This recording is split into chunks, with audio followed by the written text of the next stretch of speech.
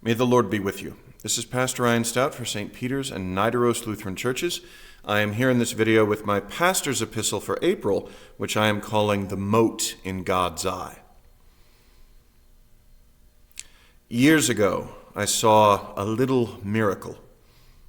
After a funeral in the bleak midwinter, we set out to the cemetery for a graveside committal. The wind whipped up something wicked, lashing at our coats and scouring any exposed flesh.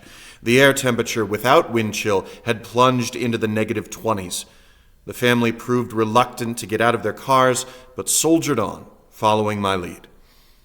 You should have seen the grimaces on the faces of the men when I took off my hat to pray, knowing that they ought to follow suit. Not that I could blame them.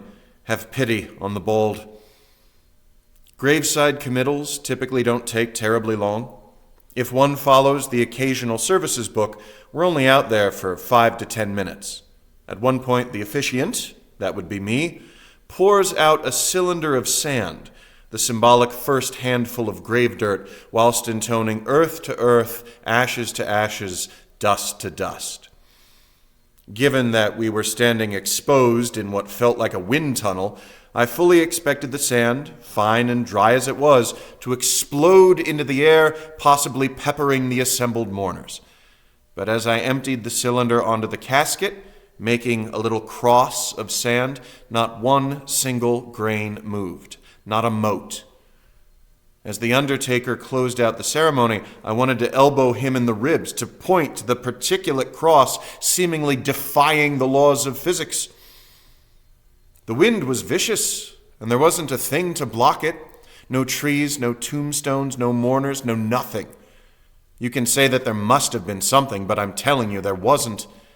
And I stared the whole time that the casket was lowered slowly into the grave, expecting at any moment a tiny tornado of sand scattered across the snows. It never budged. A minor, private miracle. Easy to dismiss, but impossible to ignore. This came to mind more recently at a different and much later funeral when I saw the same thing happen again. I was just as silently shocked, and I watched the entire time until the grave vault sealed. I suppose that I could rationalize the experience away. I used to be a scientist by training and by trade, but I'd be lying to myself, and I'd know it.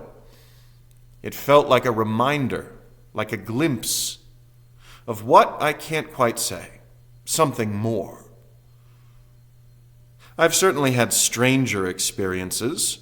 I won't go into the wilder ones, lest you question my credibility. Perhaps you have already.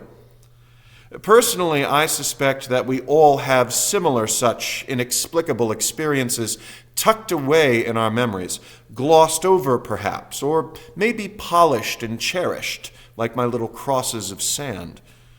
The wonder, dreamlike, fades as the miraculous gives way to the everyday mundane. But still, hold on to those moments, those reminders of something more. They ground us, even as they lift heavenward our gaze. In Jesus, amen.